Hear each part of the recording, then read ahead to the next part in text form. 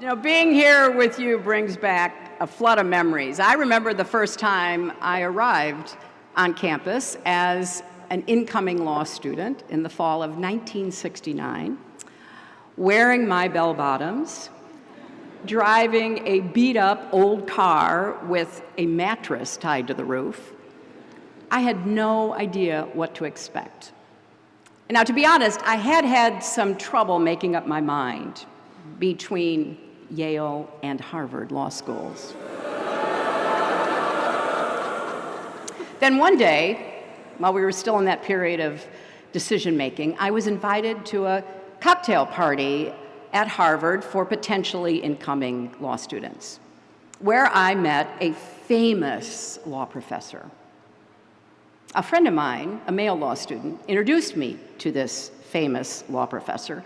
I mean, truly, big, three-piece suit, watch chain.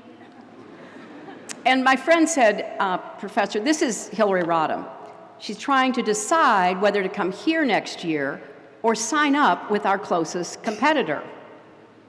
Now, the great man gave me a cool, dismissive look and said, well, first of all, we don't have any close competitors.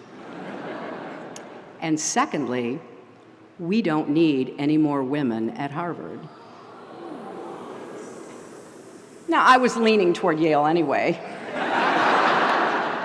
but that pretty much sealed the deal. And when I came to Yale, I was one of 27 women out of 235 law students. It was the first year women were admitted to the college. And as that first class of women prepared to graduate 4 years later, the New York Times reported on Yale's foray into coeducation, noting that the women, quote, worked harder and got somewhat better grades than the 940 men graduating with them, a fact, they went on to say, that some of the men apparently found threatening. Well, I was shocked.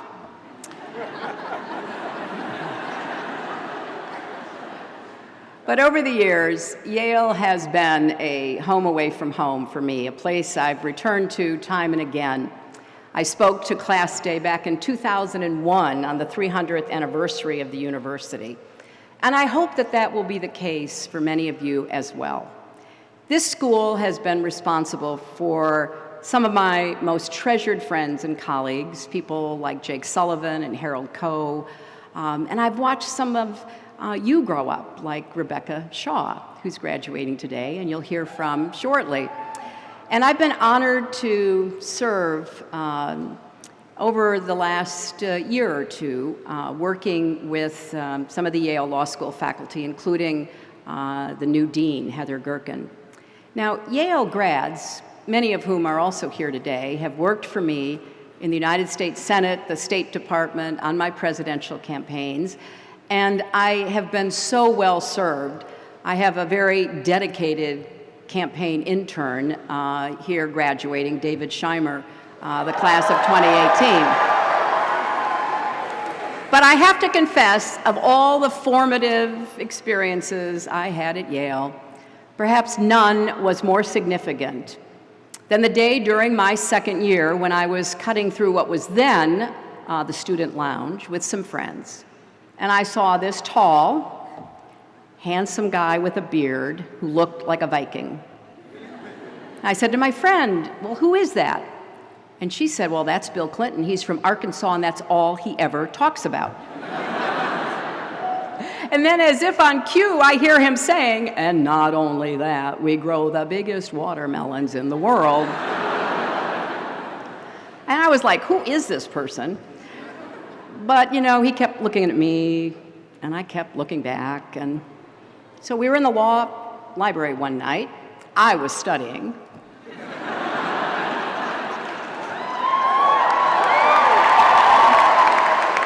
But I couldn't help but see, you know, occasionally as I lifted my head up, that he was, again, looking at me. So finally I thought, this is ridiculous. So I got up, went over to him, and I said, if you're going to keep looking at me and I'm going to keep looking back, we at least ought to be introduced. I'm Hillary Rodham. Who are you? And that started a conversation that continues to this day. Now, it was also here at Yale that I saw a flyer in the law school on a bulletin board that changed my life. Now, some of your parents and grandparents may remember flyers and bulletin boards. For the rest of you, suffice it to say, that was how we got information. It was like Facebook, but the bulletin board didn't steal your personal information.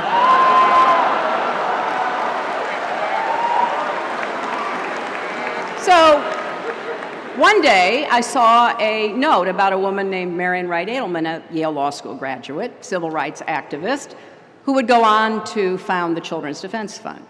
Marian was coming back to campus to give a lecture. I went. I was captivated to hear her talk about using her Yale education to create a Head Start program in rural Mississippi. And I wound up working for her that summer, and the experience opened my eyes to the ways that the law can protect children or come up short. Because like many of you, I learned just as much outside the four walls of the classroom as I did sitting in a lecture hall. And I discovered a passion that has animated my life and my work ever since. Now, a lot has changed since I was here. In 2019, Yale will celebrate the 50th anniversary of the matriculation of women at the college and the 150th anniversary of the first women graduate students at Yale. And I heard that Yale officially changed the term freshman to first year. I also heard, amazingly, that the Duke's men and the Whiffenpoofs have started welcoming women. Now, as for my long-lost Whiffs audition tape, I have buried it so deep, not even WikiLeaks will be able to find it. Because if you thought my emails were scandalous, you should hear my singing voice.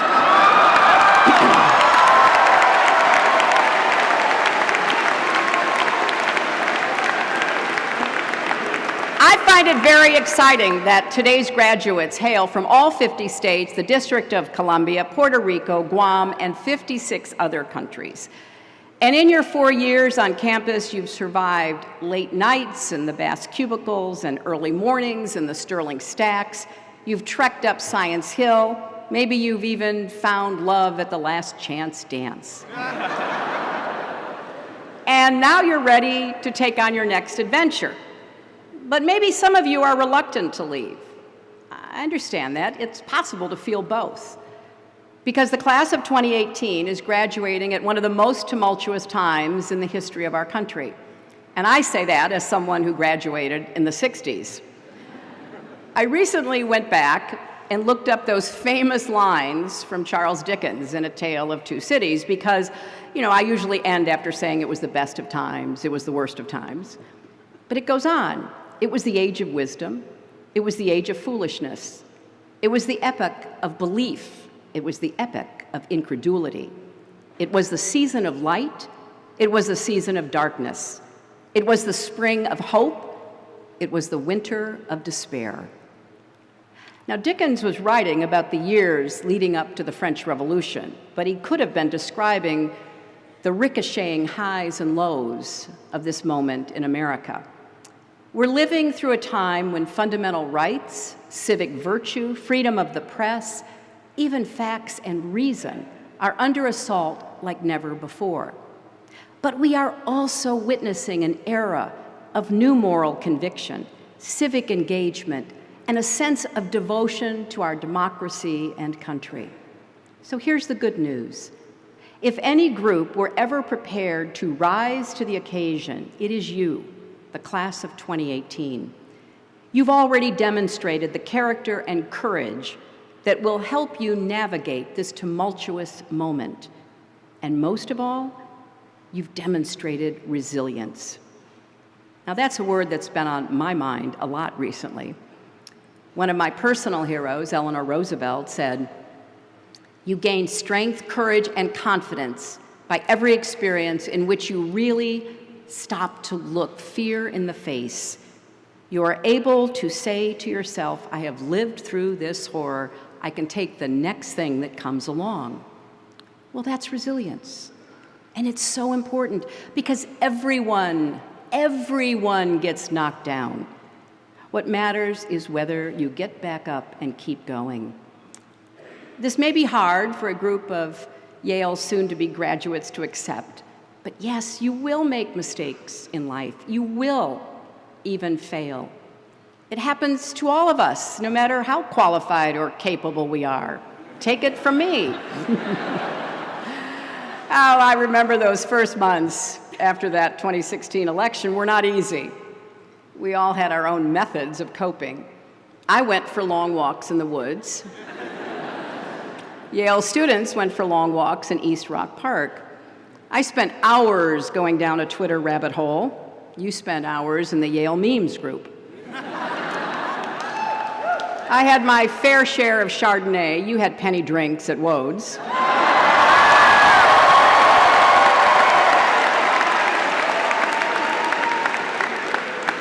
I practiced yoga and alternate nostril breathing. You took psych and the good life.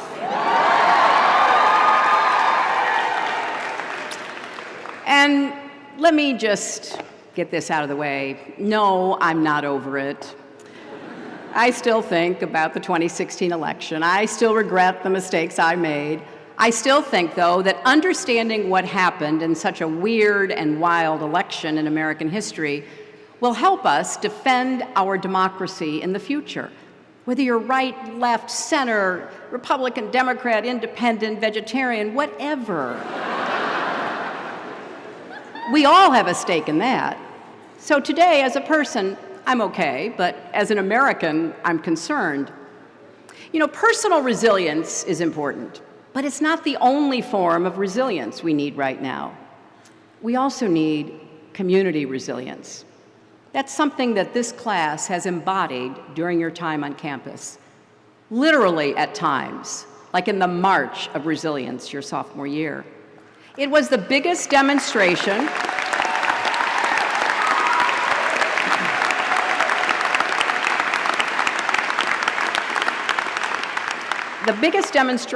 in the history of the school. That's 300 plus years. Led by women of color, supported by students and faculty, determined to make Yale a more just, equitable, and safe place for everyone. Many of you have said that March was a defining moment in your college experience, and that says something about this class and your values. Because the truth is, our country is more polarized than ever. We have sorted ourselves into opposing camps, and that divides how we see the world. The data backs this up. There are more liberals and conservatives than there used to be, and fewer centrists.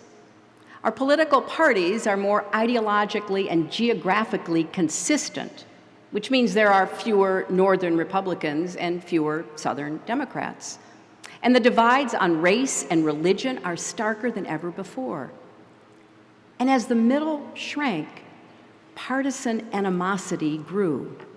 Now, I'm not going to get political here, but this isn't simply a both sides problem. The radicalization of American politics hasn't been symmetrical. There are leaders in our country who blatantly incite people with hateful rhetoric, who fear change, who see the world in zero-sum terms, so that if others are gaining, well, they must be losing. That's a recipe for polarization and conflict. Our social fabric is fraying, and the bonds of community that hold us together are fractured. This isn't just a problem because it leads to unpleasant conversations over the Thanksgiving dinner table. It's a problem because it undermines the civic spirit that makes democracy possible, the habits of the heart that de Tocqueville found so unique in the American character. I believe healing our country is going to take what I call radical empathy. As hard as it is, this is a moment to reach across divides of race, class, and politics, to try to see the world through the eyes of people very different from ourselves, and to return to rational debate, to find a way to disagree without being disagreeable, to try to recapture a sense of community and common humanity. When we think about politics and judge our leaders, we can't just ask, am I better off than I was 2 years or 4 years ago? We have to ask, are we all better off? Are we as a country better, stronger, and fairer? That's something you've done here at Yale. You've learned that you don't need to be an immigrant to be outraged when a classmate's father, a human being who contributes to his family and his country, is unjustly deported. You don't need to be a person of color to understand that when Black students feel singled out and targeted, we still have work to do. And you don't need to experience gun violence to know that when a teenager in Texas who just survived a mass shooting says she's not surprised by what happened at her school because, and I quote, "I've always felt like eventually it was going to happen here too." We are failing our children. So enough is enough. We need to come together, and we certainly need common sense gun safety legislation as soon as we can get it.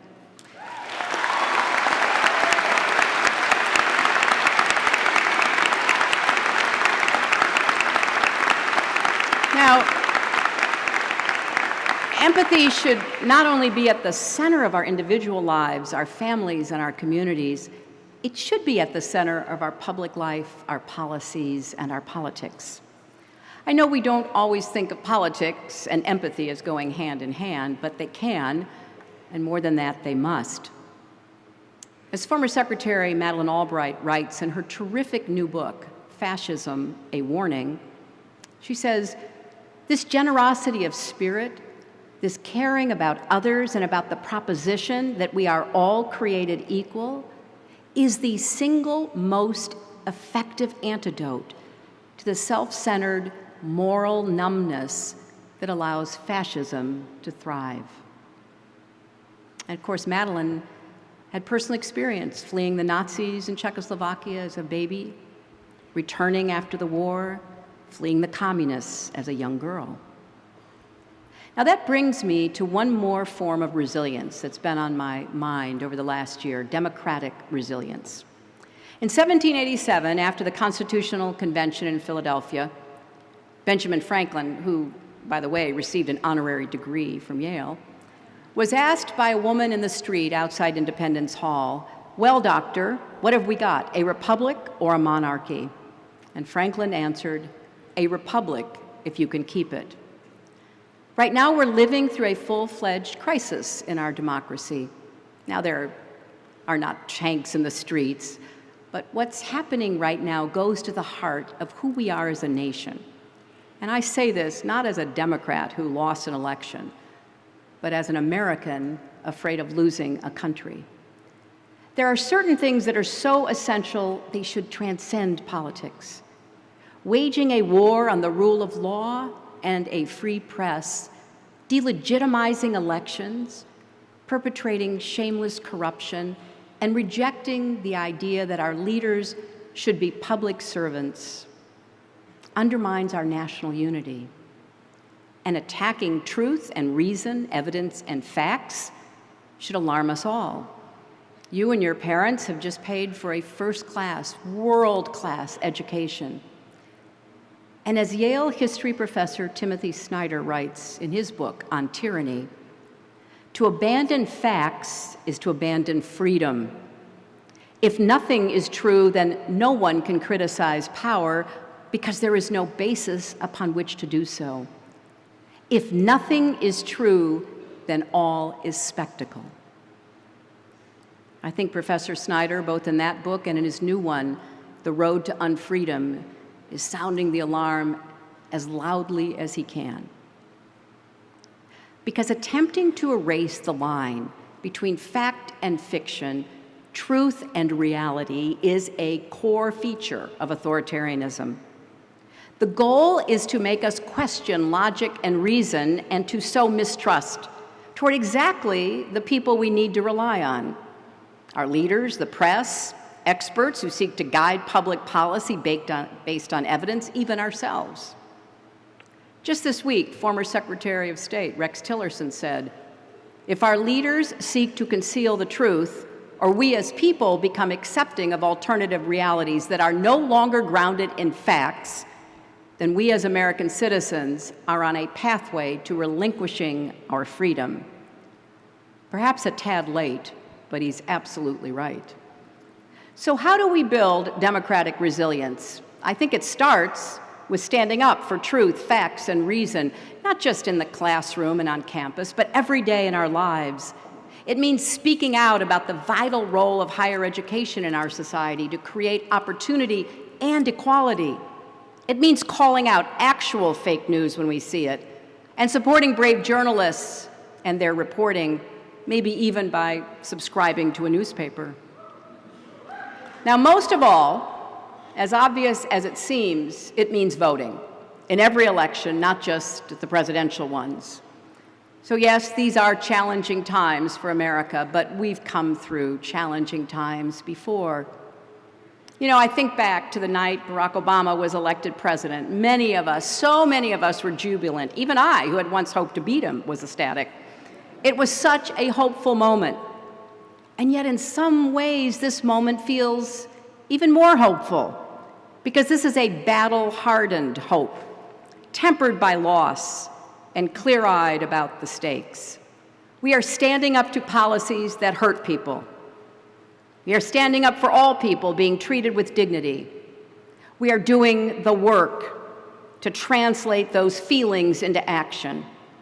And the fact that some days it is really hard to keep at it just makes it that much more remarkable that so many of us are, in fact, keeping at it. It's not easy to wade back into the fight every day, but we're doing it. And that's why I am optimistic, because of how unbelievably tough Americans are proving to be. I've encountered lots of people in recent months who give me hope.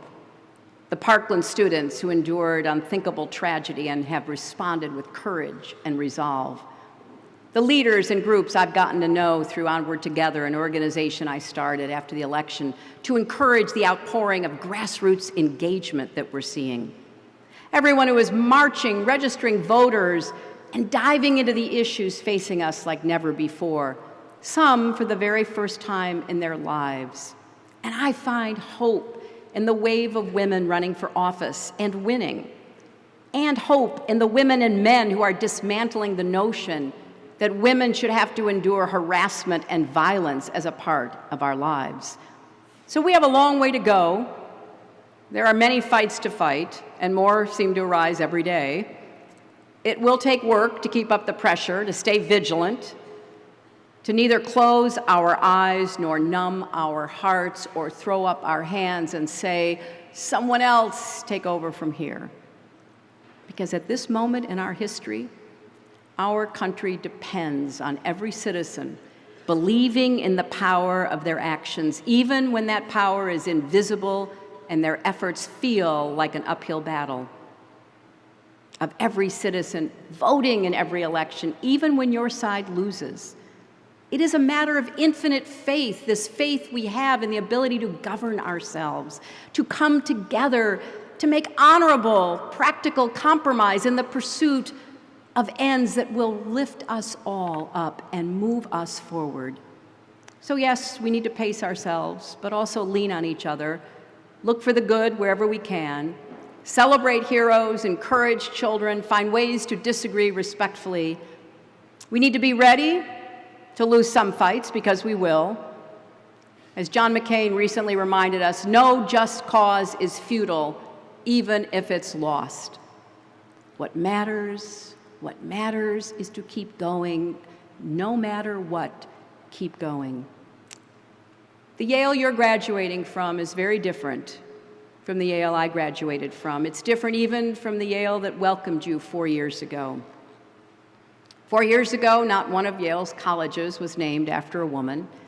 Today, students are carrying on the legacy of a trailblazing LGBT civil rights activist at Pauli Murray College and celebrating one of Yale's own hidden figures at Grace Hopper College, named after the naval officer who happened to be one of the first computer programmers in America. Those changes didn't happen on their own. You made them possible. You kept fighting, you kept the faith, and because of that, in the end, you changed Yale as much as Yale changed you. And now it's time for you to make your mark on the world. I know the best for you, for Yale, and for America is yet to come, and you each will have a role to play and a contribution to make. Thank you, and congratulations to the class.